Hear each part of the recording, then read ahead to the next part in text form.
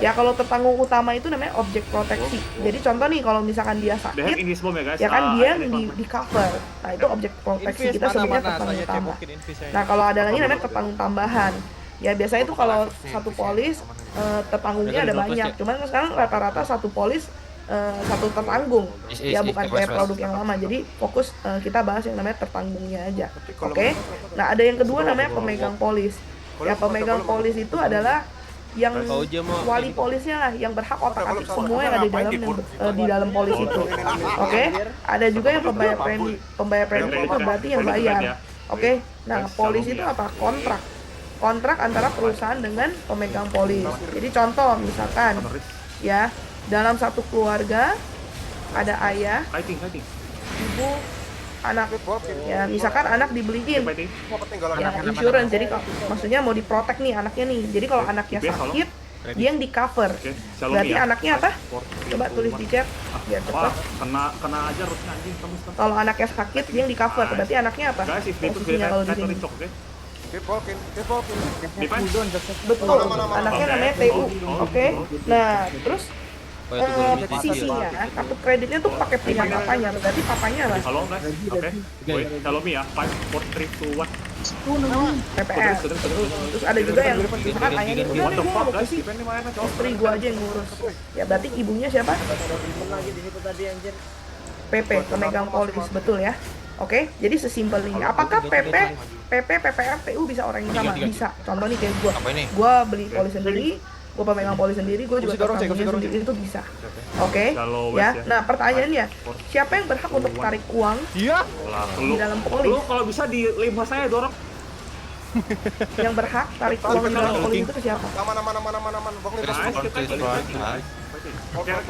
Pemegang polis, betul. Jadi bukan PPR ya, kalau PPR itu tugasnya tuh hanya bayar ya, tapi kalau pemegang polis dia berhak otak-atik semua yang ada di dalam polis.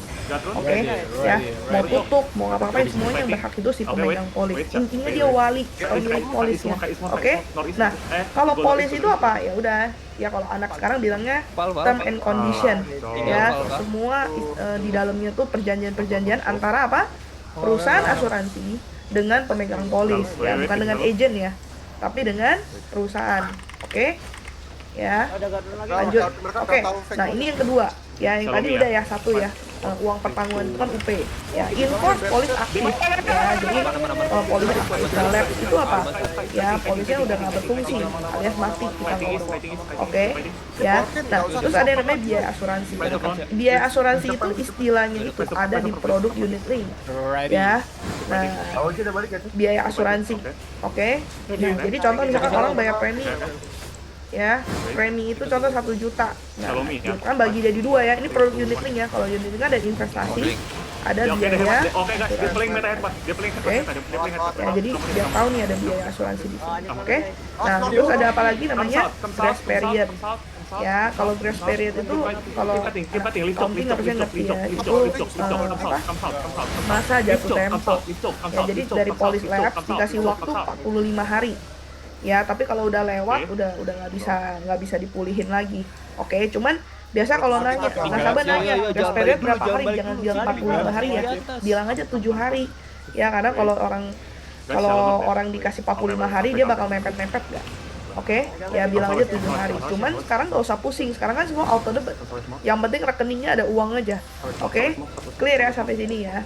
Oke, ya semua harus auto debit. Kan kalau timnya Kelvin jarang ya diajarin buat transfer ya. Kalau tim gue sih gue udah nggak mau terima transfer, karena transfer itu rawan lapse. Oke, ya kalau orangnya niat harusnya nggak ada masalah dengan auto debit. Oke, dan rata-rata kalau orangnya niat nggak mungkin, karena contoh pembayaran ya Ci nggak bisa nih Ci misalnya auto debit, oh nggak mau, gue maunya transfer, langsung nggak jadi beli, itu jarang. Dan biasanya kita nggak kasih opsi transfer, auto debit rekening atau sisi antara dua itu ya, jadi nasabah nggak boleh kasih opsi. Oke, nah teman-teman harus tahu ketika kita jual insurance ya, teman-teman gini, gue pernah dengar satu istilah, gue istilah ini bagus ya, jangan jual asuransi tapi jual apa yang asuransi bisa kasih buat orang. Oke, ya. Nah, mungkin hari ini kita belajar produk ya, tapi nanti gue selip-selipin juga. Teman-teman harus tahu nih contoh ya. Contoh, kita ngomong Ya, paling basic kan teman-teman tahu ya.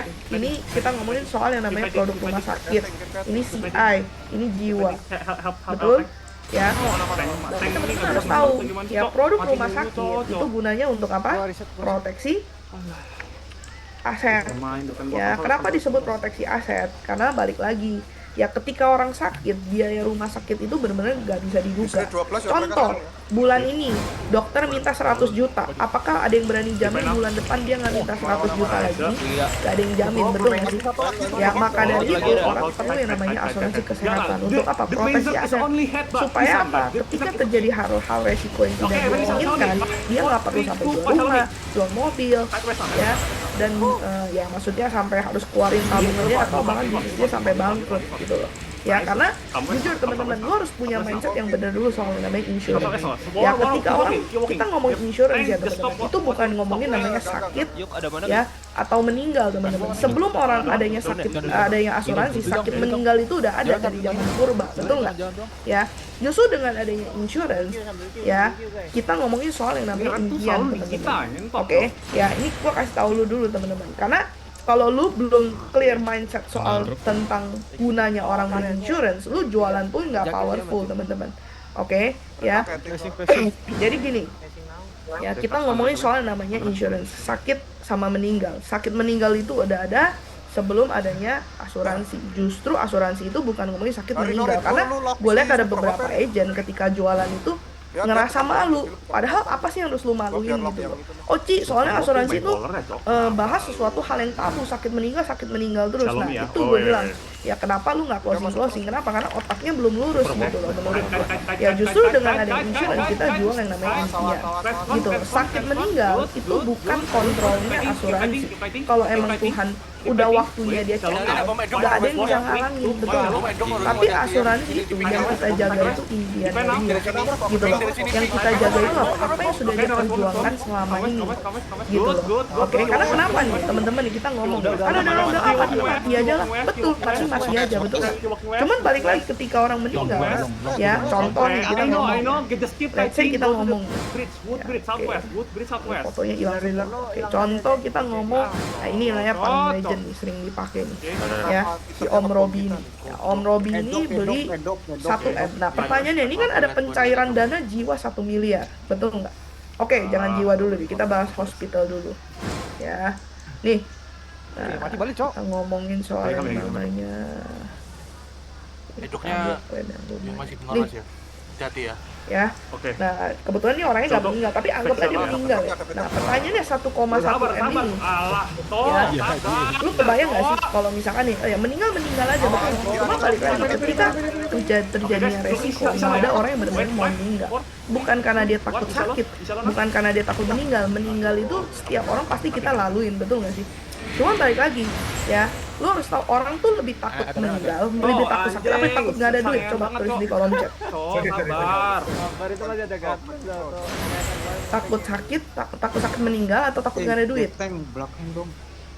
Ini gue ya Satu orang yang info. Nah, takut nggak ada duit itu nggak teman-teman. Nah, maka dari itu ya teman-teman ya lo harus tahu kita ngomongin soal insurance itu bukan ngomongin sakit atau meninggal teman-teman. Sakit meninggal udah pasti dan itu pun di tangan Tuhan. Orang mau beli asuransi, kalau emang udah waktunya meninggal mah meninggal aja, betul nggak sih? Tapi ya mindsetnya tuh gini teman-teman.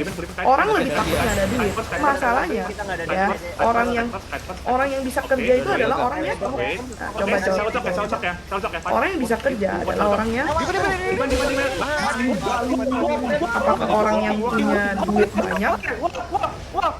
Orang yang sehat tuh punya duit banyak, gak ada gunanya kalau misalkan dia nggak sehat. Karena kalau orang udah sakit dia nggak bisa produksi aset lagi, betul nggak teman-teman?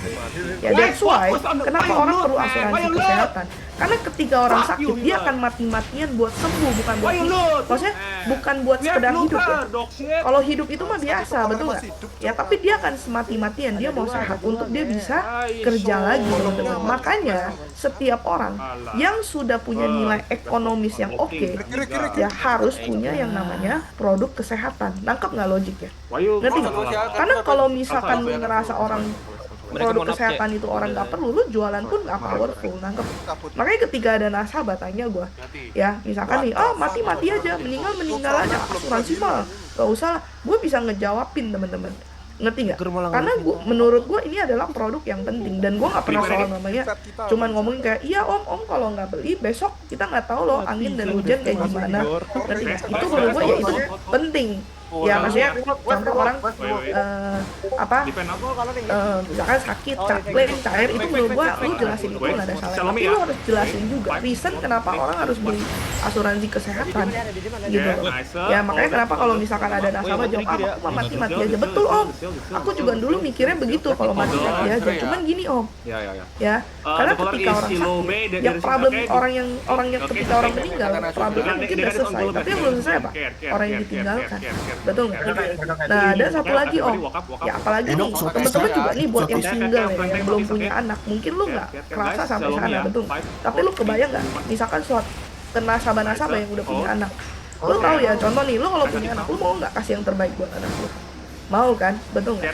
Tapi yang bisa kasih yang terbaik buat anak itu adalah orang tuanya, betul nggak?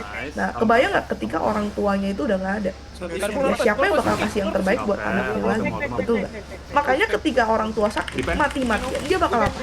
Dia bakal cari pengobatan yang terbaik supaya dia bisa sehat dan dia bisa jaga anaknya lagi. Nangkep nggak teman-teman? Ya makanya kenapa insurance itu kita bukan ngomongin sekedar meninggal, justru kita ngomongin soal impian. Kita make sure bahwa just in case ada resiko, apa yang dia cita-citakan itu masih bisa berlangsung walaupun si orang ini udah nggak ada. Contoh papanya meninggal, tapi dia make sure anaknya masih bisa sekolah, nangkep gak? Nah kita itu yang kita ngomongin soal impian. Defend. Clear sampai sini ya, jadi lu harus clear dulu nih soal mindset yang namanya produk kesehatan ini gitu. Jangan kayak aduh ngapain beli asuransi rugi. Nah itulah ya makanya kenapa lu jualan pun nggak powerful, karena lu ngerasa ketika lu jualan itu lagi bohongin orang. Padahal di dalam hati lu ngerasa kayak orang ngapain sih beli insurance, gak ada gunanya banget ya kan, cuman buang-buang duit doang. Padahal yang lu jual itu adalah produk ya lu make sure impian dia bisa tercapai. Oke? Ya. Lalu yang kedua ya produk asuransi sakit kritis. Nah kalau asuransi